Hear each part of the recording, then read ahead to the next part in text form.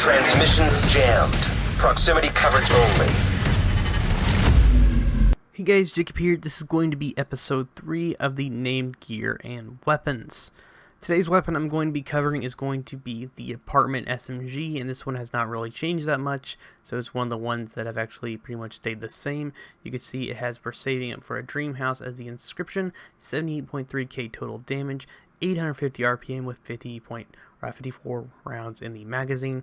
It does have 9% SMG damage, 14% crit chance, and 9.5 magazine size, which you'd always change to something like a rate of fire if you want to have a little bit more RPM on this weapon, which I'll probably end up doing. And it has perfectly measured. The top half of the magazine has 20% rate of fire and negative 27% weapon damage, and the bottom of the half has negative 20% rate of fire and 33% total weapon damage. You guys can see it has changed it a little bit compared to the original perfectly measured, so it has a slight difference, but overall this weapon is pretty much the same as it was, only a few different tweaks and stuff like that to perfectly measured.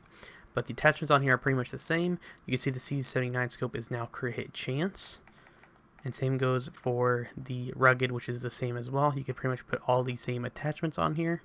The only difference is between this and some SMGs, if you guys are new and do not know, you cannot put the crit damage grip on here, which is really weird because in the first game you could put the crit damage grip on the house, which was essentially the MPX, which is the same weapon which we have here. And for the muzzle, you guys can put the Osprey suppressor, which is crit hit chance, the crit hit damage, and the accuracy and the headshot damage. But I would recommend running crit on this due to the fact it already has a crit roll on here, and you can always change the magazine size to something like crit hit damage or RPM to make the gun a little bit faster.